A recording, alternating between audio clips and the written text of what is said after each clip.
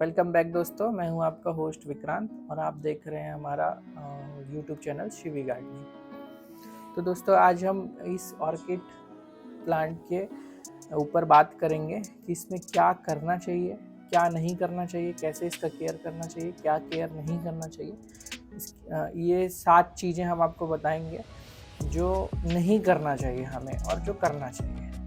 तो आइए हम जानते हैं कि ये चीज़ें क्या क्या हैं जो हमें नहीं करना चाहिए। तो पहला चीज़ है दोस्तों कि ये जो प्लांट है ये नमी में होता है, मतलब ह्यूमिडिटी में होता है। तो इसके लिए जो हमें पॉट सिलेक्शन करना है, ये नीचे से ऐसा वेल ड्रेन्ड होना चाहिए। इस यहाँ से ऐसा मतलब ये जाली और ये होल इसमें बहुत सारे होने चाहिए, जिससे कि क्या हो कि ये इसमें डायरेक्ट हवा आ जा सके और प्लांट जो है अच्छे से ग्रो कर सके। तो इसे हमें जो पॉट है वो वेल ड्रेन्ड और बहुत सारे होल्स वाले चाहिए। तो पहली चीज़ ये होगी। दूसरी चीज़ हम इसकी बात करेंगे, इसकी पॉटिंग मिक्स क्या होनी चाहिए। तो दोस्तों ये एक यूनिक प्लांट है। ये जो होता है वो जंगलों में होता है और जंगलों में पेड़ों की जो छालें होती हैं उनके तने, उसमें ये पाया जाता है। तो दोस्तों इसका जो पॉटिंग मिक्स है उसमें सॉइल हमको बिल्कुल भी नहीं चाहिए।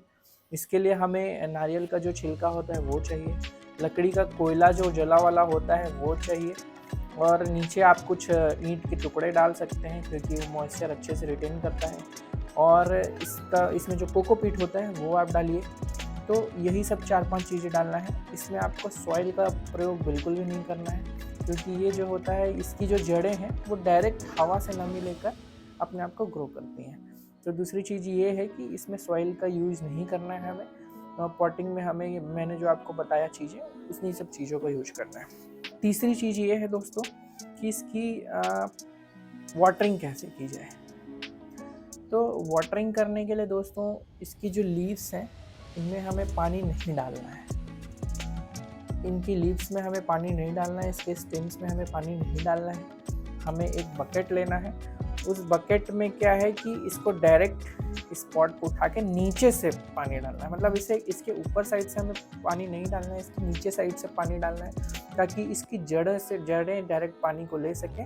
एक बार हमें बकेट में पानी भरना है, इतना तक पानी भरना है और हमें डालना है इसे और निकाल लेना है। 5 से 10 मिनट के लिए रखना है उसमें और फिर निकाल लेना है ताकि इसके अंदर मॉइस्चर अच्छे से जा सके। और इसे हमें ऊपर से पानी नहीं देना है कि इसकी लीव्स में पानी देना है, इसके फ्लावर में पानी देना है, ये हमें नहीं करना है।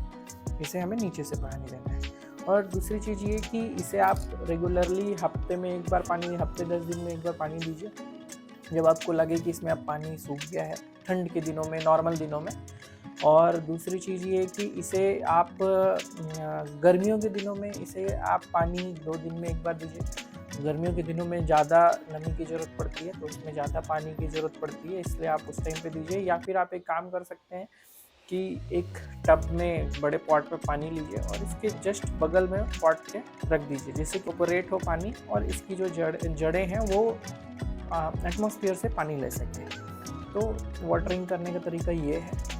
चौथी चीज़ दोस्तों ये है कि ये जो प्लांट है ये इंडोर प्लांट है।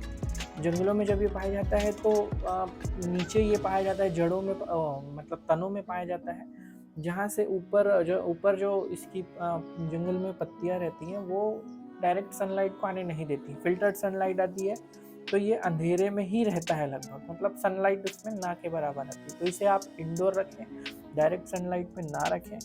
और इसमें यह है कि इसे धूप से बिल्कुल प्रॉब्लम है, इसे धूप में नहीं रखना है हमें बिल्कुल भी, डायरेक्ट सनलाइट में हमें बिल्कुल भी नहीं रखना है। इसे आप इंडोर रखिए, ये बहुत अच्छे से ग्रो करेगा। पांचवी चीज़ ये है दोस्तों कि इसे हमें कटिंग कैसे लगाना है। कभी भी जब इसमें फ्लावर आके चले जाएंगे तो इसे कभी भी हमें नीचे से कटिंग नहीं करनी है।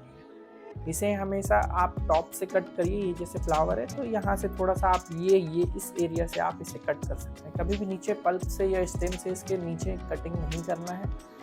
तो हमेशा ये याद रखना है आपको कि इसे ऊपर से ही कट करना है। ये फ्लावर जहाँ से हुआ है उसके जस्ट नीचे से आप यहाँ से कट करिए। छठवीं चीज़ ये है दोस्तों, अगर कभी मान लीजिए कि आपके इसके स्टेम में या लीव्स में पानी आ गया तो इसमें पानी बिल्कुल नहीं रखना है। इसे आप टिश्यू पेपर या वाइप से इसकी लीव्स को पोंछ दीजिए, इसे ड्राई रखना है।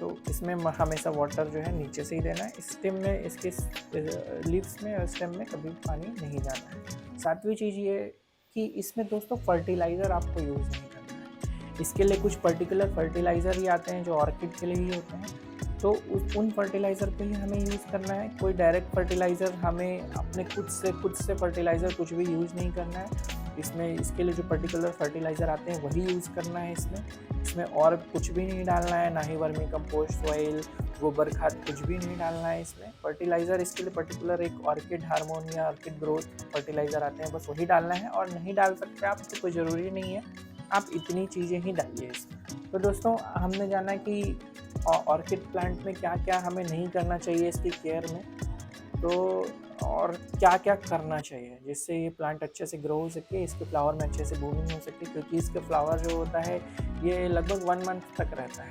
तो उसके केयर में हमें क्या क्या ज़रूरत थी वो मैंने आपको बताया। और अगर आपको ये वीडियो पसंद आया हो please like, share and subscribe करिए, बेल आइकन दबाइए, जिससे हमारे आने वाले वीडियोज़ जो हैं वो आप तक आसानी से पहुँच सकें। और please like, share and subscribe करिए। Thank you so much, thanks for watching.